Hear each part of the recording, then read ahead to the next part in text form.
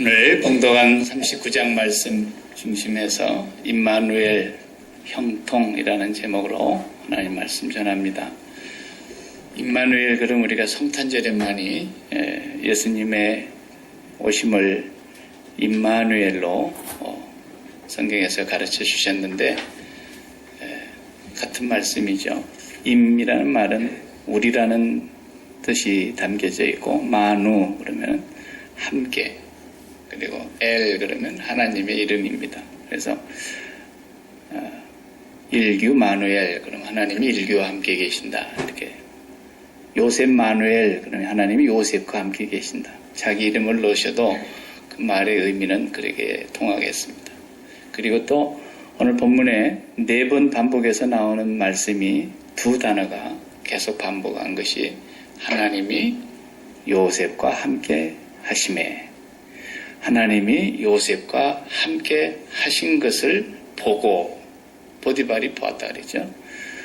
그리고 하나님이 그를 형통케 하심으로 또 그렇게 해서 형통케 되었더라. 전부가 다 성경에서 나오는 단어입니다. 형통할 형, 형통할 형, 또 통할 통. 그래서 형통이라는 말 좋아하죠. 뭐든지 뜻대로 된다, 그런 뜻입니다. 쉽게 말하면 이게 누구 뜻대로 되느냐가 이제 문제지만 뜻하신 바대로 다 이루는 것을 형통이라 그럽니다. 임마누엘 형통. 우리가 요셉의 얘기를 너무나 잘 알고 있는데 오늘부터서는 요셉의 삶을 하나님께서 어떻게 형통케 하셨으며 요셉은 어떻게 임마누엘의 신앙을 그가 늘 간직하고 살았는가, 이것이 우리에게 그대로 적용되는 말씀입니다. 저와 여러분이 임마누엘의 신앙만 바르게 갖고 살면 하나님은 그 결과물로서 언제나 형통케 하십니다. 그것을 요셉을 통해서 하나님의 백성들에게 가르쳐주고 계시는 것입니다. 비운으로 시작됐어요. 어떻게 보면. 그렇죠. 아무리 그렇다고 엄마가 다른 배다른 형제들이라고 어떻게 요셉을 노예로 팔아먹습니까? 이게 참 있을 수가 없는 일이 벌어진 거죠. 얼마 전에도 제가 고국의 뉴스 중에서 보니까 소금 만드는 염전밭에 사람을 팔아먹어가지고 직장 구하러 간 사람을 좋은 곳에 소개해준다 그래가지고 소금 만드는 염전밭에 팔아먹었더군요. 거기서 10년을 봉급도 제대로 못 받고 거의 감시 생활화해서 탈출도 못하고, 어떤 사람은 26년이라더냐. 그 섬에 들어가 보니까 그렇게 많은 사람들이 붙들려 와서 팔려와가지고 노예 아닌 현대판 노예로 사는 뉴스가 한간에 세상을 떠들썩한 것을 제가 잠깐 본 적이 있는데, 참 정말 돈을 벌기 위해서 짐승 같은 짓을 하는 거죠. 우리나라에만 또 있는가 봤더니 영국에서도 그런 일이 있더라고요. 여성 3사람을 잡아다가 30년 동안 가두어 놓고 부려먹었어요. 그런데 그게 다 들통이 나서 집으로 돌아가고 감옥에 가고 이런 일이 있더라고요. 있을 수 없는 일이 지금 요셉에게도 사실은 벌어진 겁니다. 비운의 주인공 같은 그런 모습이지 않습니까? 거기다가 또 노예로 팔려서 다시 한 번 더 팔려갑니다. 보디발이라고 하는 바로 왕의 시위 대장인 보디발의 집으로 한 번 더 팔려갑니다. 장사꾼들의 손에 의해서 다시 재팔이 나갔죠. 그래서 거기에서 이제 종살이 하는데 요셉이 굉장히 성실했던 것 같아요. 웬만큼 성실해가지고는 보디발이 눈에 그렇게 쏙 들었을 리가 없죠. 그리고 가정 총무 역할을 맡겠다는 걸 보면은 아무것도 간섭하지 않고 네가 다 알아서 해라, 이렇게 했다는 것입니다. 딱 한 가지만, 내가 먹는 음식은 다 책임지는 사람이 따로 있으니까 그것만 놔두고 다 네가 알아서 해라. 결재권이 요셉에게 있을 정도니까 얼마나 신뢰가 가면, 여러분도 사람 부려보지 않습니까? 가게에서 일하는 직원 하나를 쓰려고 해도 얼마나 참 어려운 부분이 많습니까? 잘해주면 잘해주는 대로 그래도 불만이 있고 말이죠. 그런데 얼마나 성실하게 일을 했으면 야 네가 문 닫고 문 열고 다 해라. 돈도 은행에 갖다 맡기는 것도 네가 해라. 다 해라. 이럴 정도로 성실했다는 것은 보디발의 눈에 이 종 하나 팔려서 들어온 것이 굉장한 애가 들어온 거예요. 아주 시체말로 수박이 막 넝쿨째 들어온 거예요. 그런데 또 거기에 그 아내가 뭐 부잣집에 마나님이 할 일이 뭐가 있겠어요. 맨날 거기서 먹고 마시고 즐기고 이런 것밖에 할 일이 없고 무료하게 살다가 참 어디 가나 인물이 잘나면 참 고생입니다. 저는 뭐 인물이 그렇게 변변치를 못하니까 그런 일을 당해본 역사가 없습니다만은 요셉이 아담하고 준수했더라. 그러니까 사람마다 다 이쁘게 생긴 사람은 꼭 한번 찔러보고 싶잖아요. 우리나라의 아무개 마냥 골프나 칠 일이 있지 뭘 그걸 또 찔러봅니까 그걸. 쓸데없는 걸 찔러보다가 또 그 70살이 넘어서 내일 모레 80이 될 양반이 국회의장까지 지내신 양반이 그렇게 개망신을 사서 되겠습니까? 참 추하잖아요. 그런 것 보면은. 그 사람이 인물이 너무 이쁘게 돼도 그게 참 사람들이 한 번씩 꼭 훑어보고 간단 말이에요. 그 요셉이 준수하고 아담하게 생긴데 용모가 빼어나고 일 잘하고 주인에게 신임을 얻었는데 이게 날마다 유혹을 하다 그랬어요. 날마다. 요셉이 지금 나이가 20 정도는 됐다고 봐야 됩니다. 20살 정도 된 청년이 혈기가 왕성한데 이 청년이 날마다 유혹을 받으니 말이에요. 얼마나 괴로웠겠어요. 자리를 함께 하지 않으려고 가능한 한 함께 있지 않으려고 애를 썼다고 오늘 본문에 나오지 않습니까? 같이 있기만 하면 못 살게 하니까. 그런데 어느 날 집안에서 일하는 사람들이 다 밖으로 나가고 집안에 딱 단둘이 있게 됐는데 그날은 정말 D-Day가 된 거예요. 이게. 그리고 요셉을 유혹을 하는데 요셉이 자기를 붙들고 애원하는 그 겉옷을 벗어버리고 갔다 그랬잖아요. 그러니까 이 여자가 그 모욕감이 말할 수 없지 않겠어요.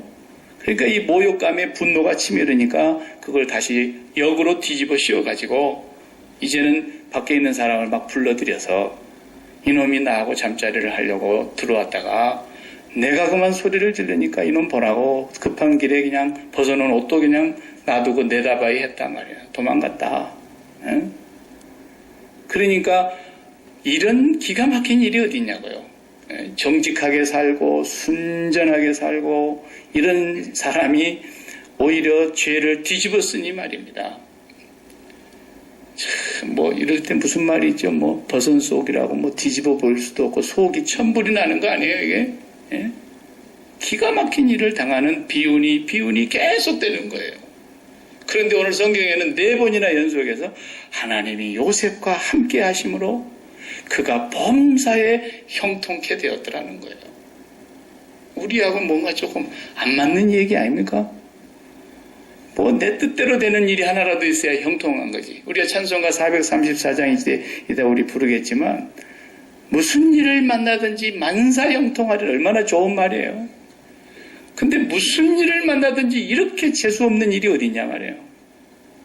이런 억울한 일이 어디 있고 이런 불행한 일이 어디 있냐. 성경은 형통하다고 계속 얘기해요.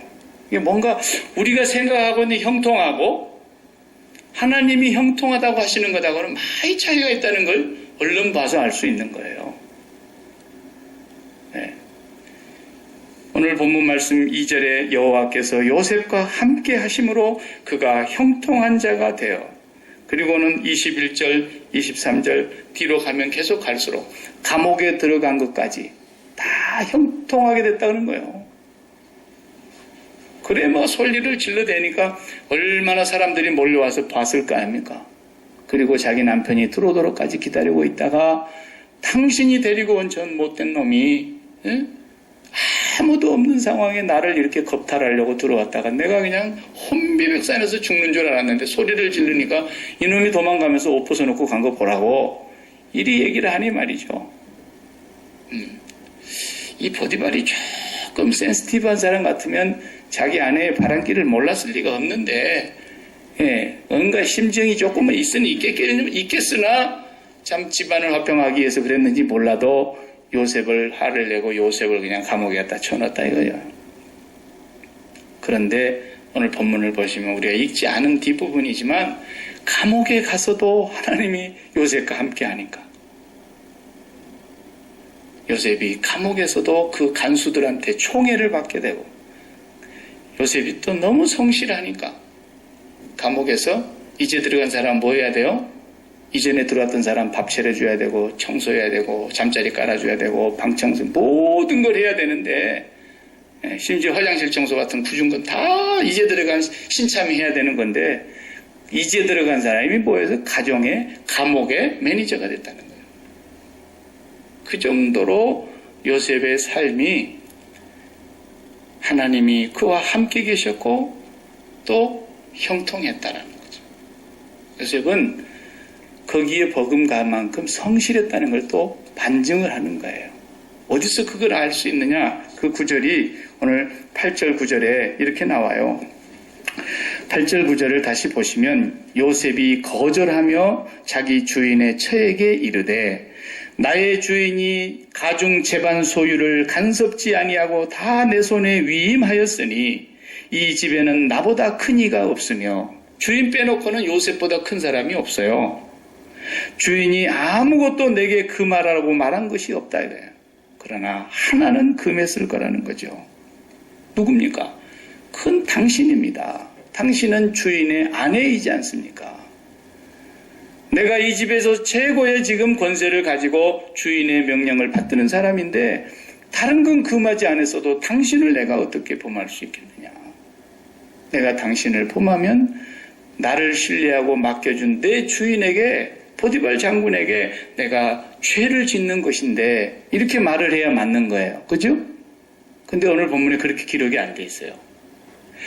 금한 것은 당신뿐이니 당신은 자기 아내임이라 그런즉 내가 어찌 이 큰 악을 행하여 보디발 장군께 득지하겠습니까가 아니고 하나님께 득지하겠습니까 그랬어요. 이 단어 하나가 그렇게 큰 거예요. 무슨 얘기인지 아세요?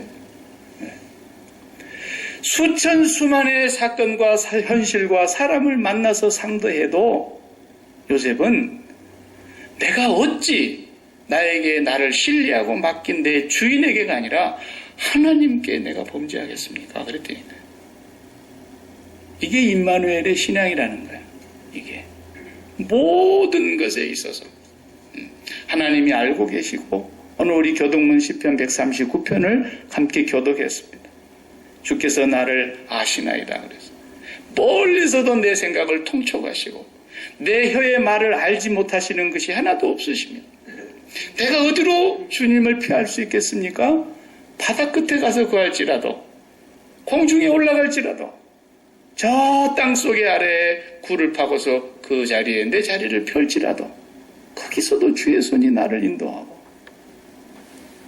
주님을 우리가 어디서 피해서 주님의 눈 밖에 거할 곳이 있겠어요? 없단 말이에요. 이것이 요셉은 몸에 배인 사람이에요. 내가 어떻게 당신을 범해하여 주인에게 몹쓸 짓을 하겠습니까가 아니고 내가 어떻게 당신을 범하여 내 하나님께 죄를 짓겠습니까? 이거예요. 이거. 네. 그러니까 요셉은 이걸 관리를 잘하고 살았는데 결국은 결과적으로 뭐가 됐더냐? 항상 형통케 해주더라는 거예요. 그러니까 이 형통케 되었다라는 것은 능동태가 아니에요. 수동태예요. 내가 형통을 만들어가는 게 아니에요. 내가 대가를 지불하고 내가 뼈를 깎는 인고의 고통을 감내해가면서 내가 만들어가는 것이 내 인생이 아니고 내가 할 일은 무슨 일을 해도 어디에 있어도 혼자 있건 하여튼 내가 어찌 나를 보고 계시고 나를 알고 계시고 내 입술의 말 한마디도 놓치지 않고 내 침 삼킬 동안에도 나를 잊지 않으시는 그 하나님 앞에서 내가 어떻게 이렇게 살 수 있겠느냐. 이 신앙이 임마누엘 신앙인데 하나님이 그렇게 우리를 철저히 보고 계시고 알고 계시고 인도하고 계시고 함께 계신다는 사실을 믿고 살아가는 삶 속에 이 성실함이 있더라는 거예요. 이러고 살고 있는데 하나님은 그 결과적으로 요셉의 가는 길을 항상 형통케 하시더라. 이런 얘기입니다. 형통은 내가 만드는 게 아니고 내가 바란다고 해서 오는 것이 아닙니다. 그리고 형통이라는 것이 내 뜻대로 이루어지는 것도 아닙니다. 하나님이 그냥 형통케 하고 가시는 겁니다. 내가 하는 일은 하나뿐입니다. 모든 관계 속에서 하나님이 나를 보고 함께 계시고 있다. 이게 얼마나 큰 은혜입니까? 네. 죄를 짓는 사람은 시편 139편을 읽으면 숨통이 막힐 거예요. 그래서 하나님을 좀 죽였으면 좋겠다. 그래서 신은 죽었다. 그런 짓거리를 하는 거예요. 네. 그러나 하나님을 사랑하는 사람은 시편 139편이 얼마나 행복하게 들립니까? 연애를 해도 내 꿈꿔 잠을 자면서도 자기 꿈꾸라 그러는데 예? 사랑하는 사람을 보고 하나님은 내가 잠잘 때도 졸지 않으시고 내가 해와 달리 비치는 밤낮 어디에 있어도 하나님은 나를 보고 계시고 나와 함께 계시고 네가 어디로 가든지 형통하리라 그랬지 않습니까? 네. 이것이 임마누엘의 신앙을 우리가 굳게 믿는 것입니다. 네. 거기로부터서 우리의 성실도 나오는 거고 거기로부터서 매일 매 순간에 우리의 언행이 나오는 거죠. 그죠? 네. 이것이 요셉에게서 우리에게 말씀하시려고 하는 중요한 메시지가 되는 것입니다. 요셉은 항상 눈에 보이는 걸 보고 살지 않았고 위로부터서 들려오는 하나님의 음성을 들으려고 애를 썼다는 그 전제가 바로 요셉은 꿈을 꾸는 사람이었다라는 거예요. 꿈을. 무슨 내 비전 그러니까 내가 어떤 멋진 인생을 설계하고 그 계획을 이루기 위해서 대가를 지불하고 그것을 위해서 인내하고 결코 포기하지 않고 이런 얘기가 아닙니다. 그건 세상 사람들이 하는 얘기를 괜히 교회가 배워가지고 엉뚱한 소리를 하고 있는 거예요. 그건 세상에서 가르쳐주는 성공하는 사람들의 7가지 법칙이 나오는 거예요. 하나님을 믿는 사람들은 그런 법칙이 필요가 없다니까요. 하나님을 믿는 사람들은 내가 어떻게 할까 이 상황에서 어떻게 하면 하나님이 기뻐하실까 어떻게 이 상황에서 말을 하는 것이 하나님께서 원하시는 것일까 이거라는 거예요. 자식을 하나 키워도 자식이 내 마음에 들기만 합니까? 안 들 수 있죠. 내 몸에서 나온 자식도 내가 속을 뒤집어 놓는 경우가 얼마나 많아요. 그런데도 그 상황 속에서 그 눈에 보이는 것과 귀로 들리는 것과 그것을 놓고서 내가 반응하는 것이 아니라 그 상황 속에서도 요셉의 임마누엘 신앙은 뭐냐는 거예요. 하나님이 보고 계시지 않냐 이 상황에서. 저 길로 가고 있는 저 자식의 모습을 하나님이 보고 계시지 않냐. 하나님 내가 이 상황에서 이 자녀에게 어떻게 하는 것이 하나님께서 기뻐하시는 것입니까? 어떤 말을 해주는 것이 하나님이 원하시는 말입니까? 그러기 위해서 우리가 기도하는 거 아닙니까? 그냥 말할 수 없어서 이놈의 자식아 네가 뭐가 되려고 그러느냐 이렇게 말하기도 쉽지만 아들이 어떻고 뭐 딸이 어떻고 뭐 며느리가 어떻고 사위가 어떻고 뭐 우리 또 며느리는 또 우리 시어머니가 어떻고 뭐 큰날 저 어제 우스갯소리를 좀 했습니다만 며느리들이 제일로 용감하게 부르는 찬송이 예수가 함께 계시니 시험이 오나 겁없네 뭐 그랬다 시험이 오나 겁없네 그랬다는 어쨌다들 요즘은 이제 며느리들도 뭐 시어머니를 우습게 하니까 그래도 우리가 살면서 어떤 상황이든지 제 1차로 만나는 분이 누구냐 그 상황과 발등에 떨어진 불이 아니라는 거예요. 요셉을 통해서 보여주는 것은 언제나 제1의 현실은 내 호주머니에 있는 지갑이 아니고 하나님 아버지다는 거예요.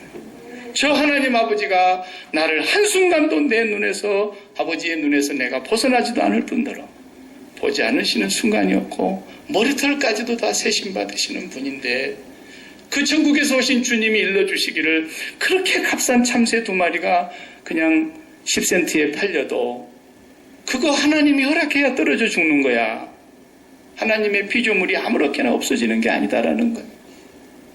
그런 하나님이 임마누엘의 하나님이 그 사랑하는 아들을, 그 사랑하는 딸을 왜 보고 계시겠어요? 뭐 때문에 보고 계시겠어요? 당신의 핏값을 주고 사셨기 때문에. 가장 우리를 소중하게 여기시는 이유가 거기에 있어요.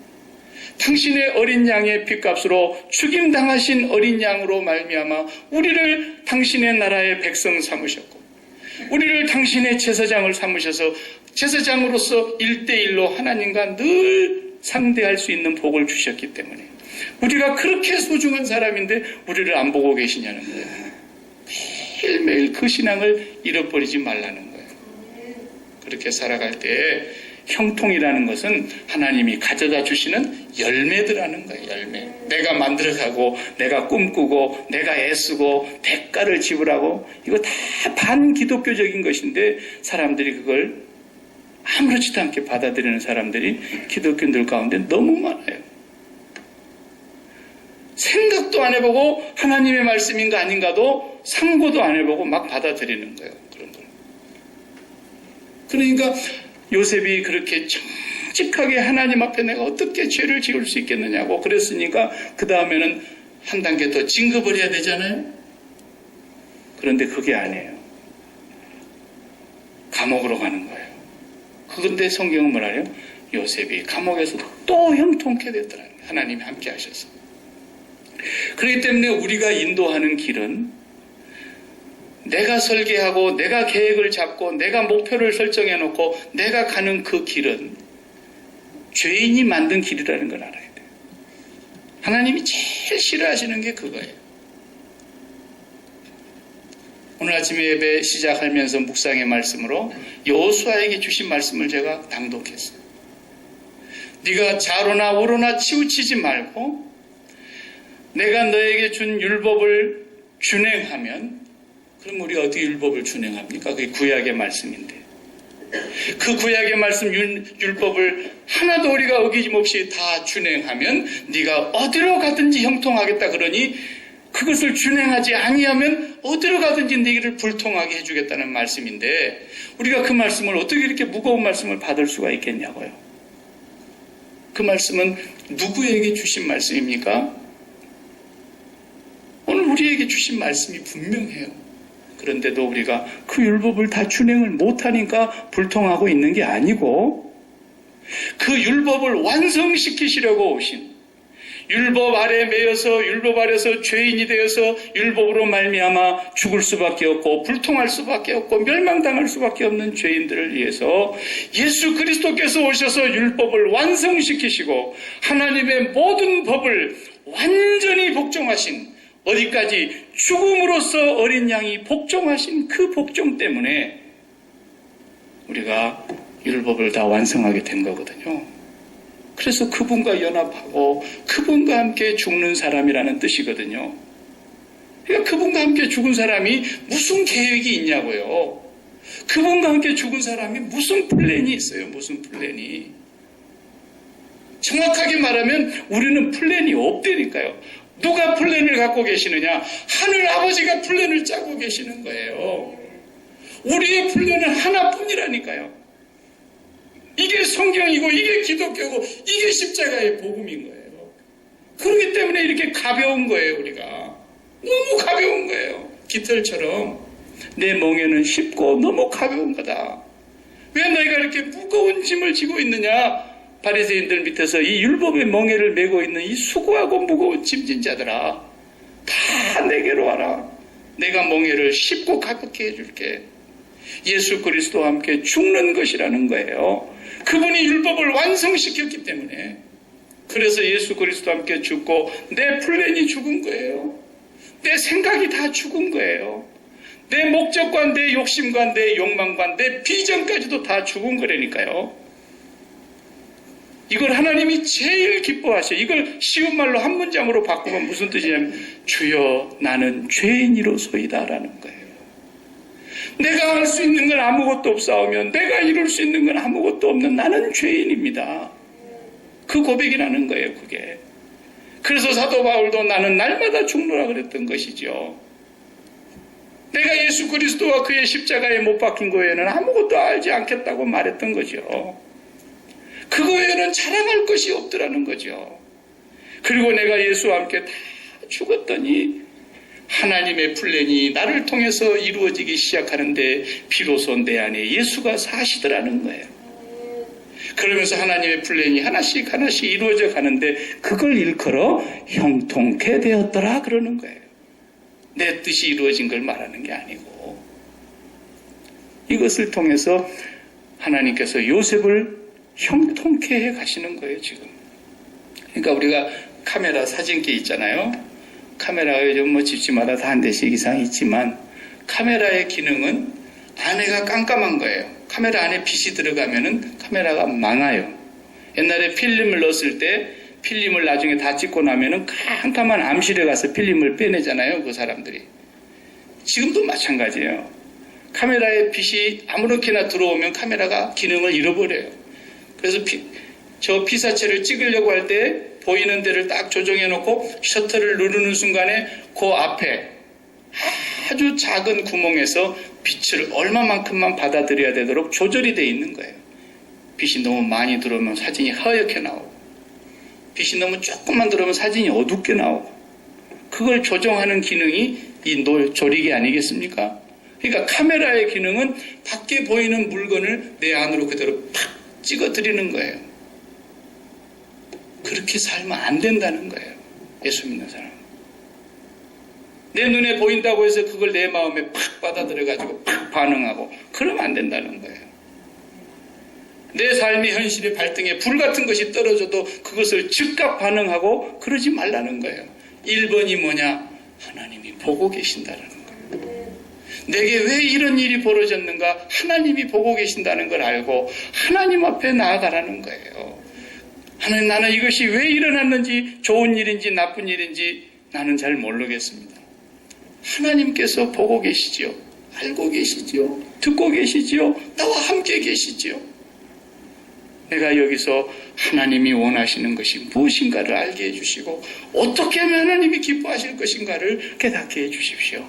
이게 임마누엘 신앙을 가진 사람의 태도입니다.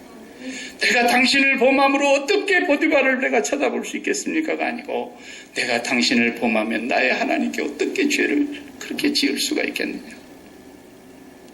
이것이 우리 몸의 제1번이에요. 이것만 잊지 않고 살면 나머지는 하나님이 반드시 그의 삶을 형통케 해 가시더라. 믿으시기 바랍니다. 확실히 믿고 그걸 안 믿으면 예수 안 믿는 거예요. 그걸 믿는 거예요, 우리는.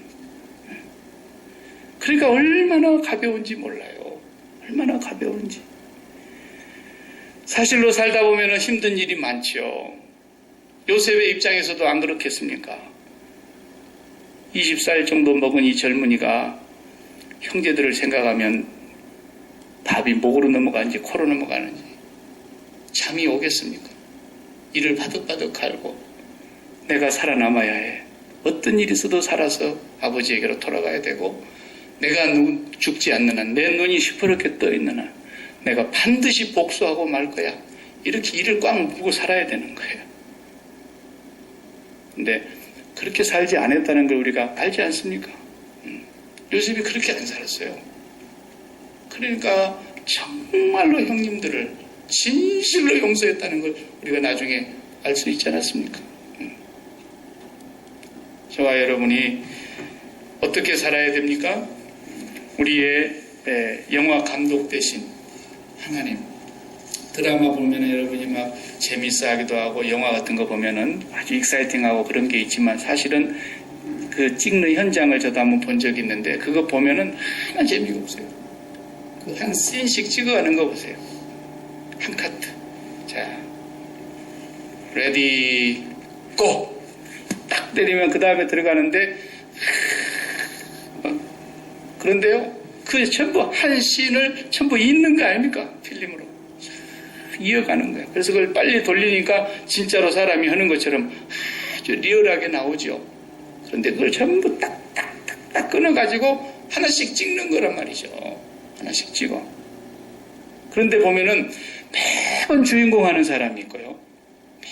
매번 주인공 밑에서 그냥 주인공이 때리면 뺨이나 맞고 싸워봐야 맨날 주인공한테 얻어 터지고 코피나고 입 찢어지고 이런 배우가 있고 맨날 뒤에서 마당새 역할이나 하는 그런 사람도 있고 그렇습니다. 배우들의 고민이 커요. 사실 나는 생긴 게 일이 생겨가지고 언제나 한번 주인공 해볼까. 주인공 해볼 수가 없는 거야. 자기 풍채나 모든 것으로 봐서 자기는 딱 마당새 역할이야. 언제나 웃음을 주고 그걸 너무 지루하지 않게 하면서 그 소재거리를 웃음거리로 만들어내는 그런 배우. 그 배우 없어봐요. 그 드라마 영화 재미없거든요. 그러니까 이 황정민이라는 친구가 나는 참 이쁘게 봤어요. 이 배우가 주연상으로 대상을 받는데 나와가지고 그 대상 트로피를 딱 들고 인사말을 이렇게 합니다.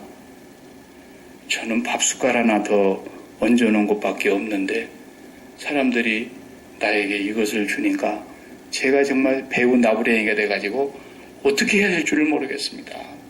스텝 진하고 그 기술 진하고 거기 작가하고 연출자를 비롯해서 거기 모든 배우가 한 60명이 달라들어가지고 이 한 편을 만들었는데 그 사람들이 그렇게 수고해가지고 나는 거기다 또 숟가락 하나 얹어놓고 밥만 먹었는데 밥 잘 먹어줬다고 나한테 대상까지 주니 제가 몸둘 바를 모르겠습니다. 이야, 그 사람이 참 정말 겸손합니다. 실로 그렇지 않습니까? 물론 주인공이 잘했으니까 빚도 났겠지만 주인공 되도록까지 그 주변에서 얼마나 많은 사람들이 자기 몫을 충실하게 해줍니까?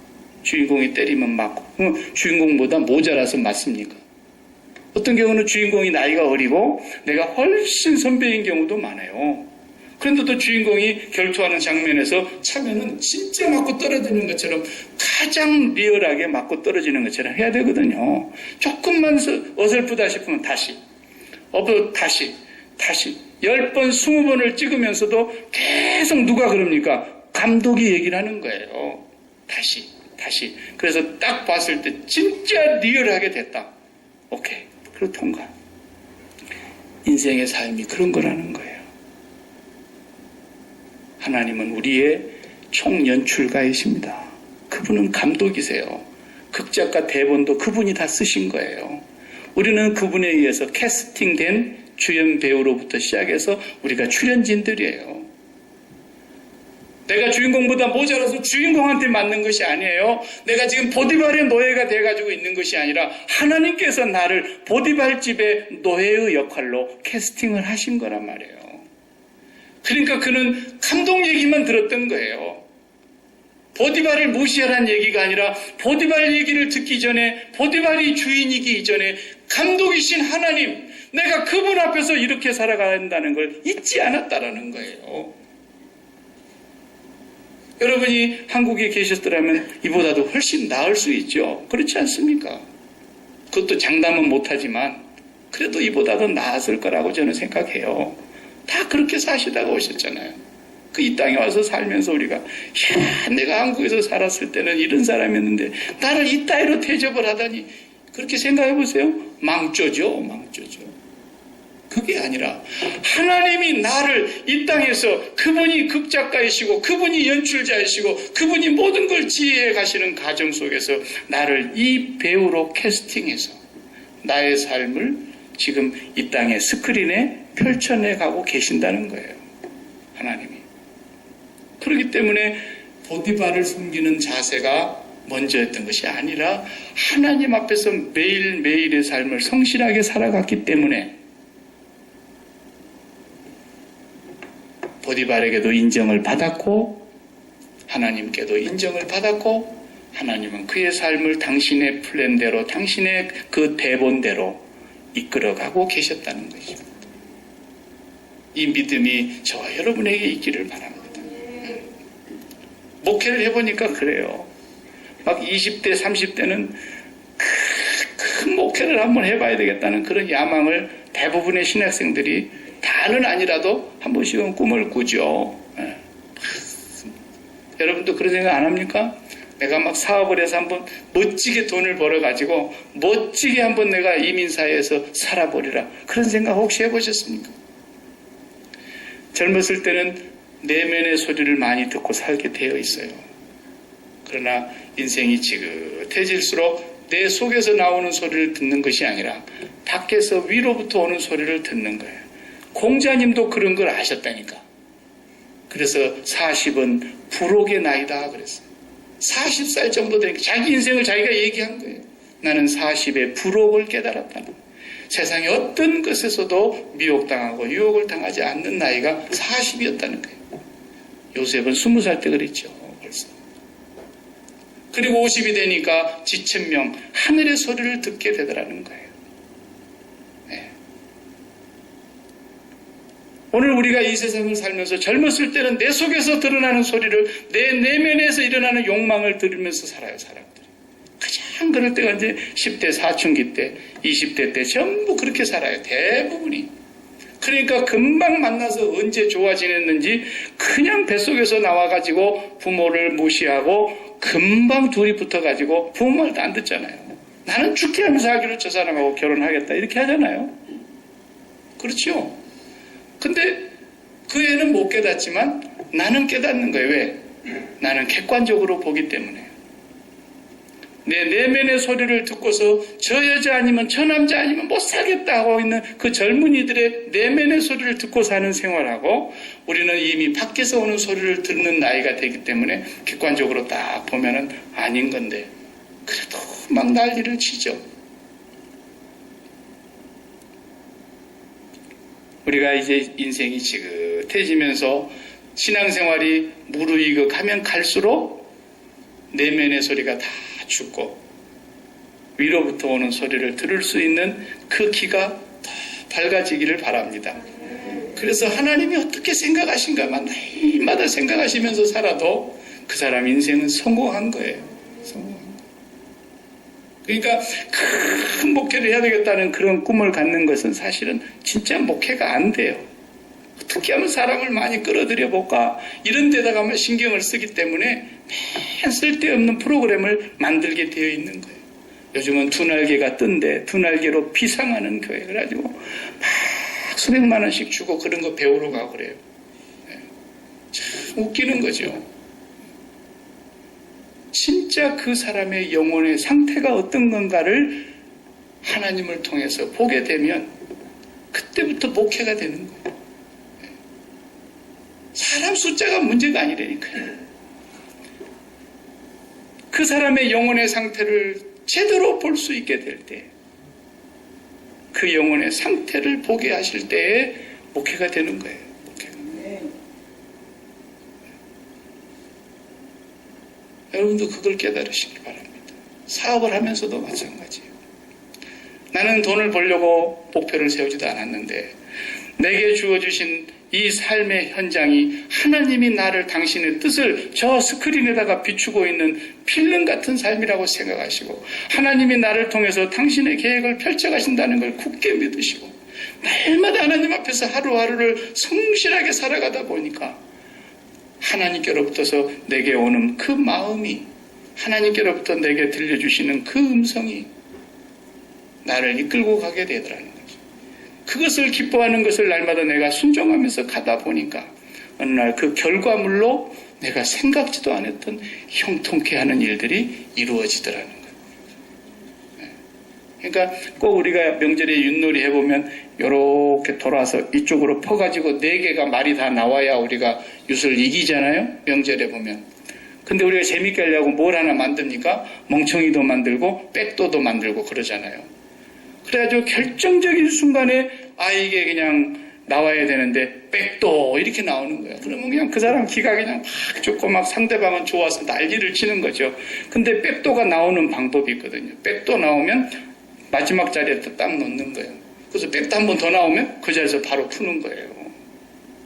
다른 사람 삥 돌아가지고 오는 동안에 나는 백도 2번 나와서 그냥 하나 푸는 거라니까요. 백도가 굉장히 나쁜 것 같지만 하나님은 그렇게 하시는 방법도 있더라는 거예요. 요셉의 인생이 백도 5번 터진 거예요. 완전히 이건 한 번 팔려, 또 노예로 팔려, 또 유혹받아서 감옥으로 팔려, 거기에 또 바로 왕의 신하들이 들어왔는데 꿈 해몽을 잘해줬는데 거기서 나 좀 어떻게 내가 억울하게 왔으니까 나 좀 기억해 주시오 그랬는데 까마득하게 잊어버려. 이게 인생이 이렇게 안 풀릴 수가 있습니까? 그런데 5번째 백도가 딱 나오니까 총리가 돼버리죠. 요셉이 총리 되려고 자기 비전을 세워갖고 총리 되려고 했더라면 어떻게 해야 돼요? 불가능한 거예요. 불가능한 거예요. 그런데 백도 5번 터지니까 그냥 총리. 이게 하나님이 형통케 하시는 방법입니다.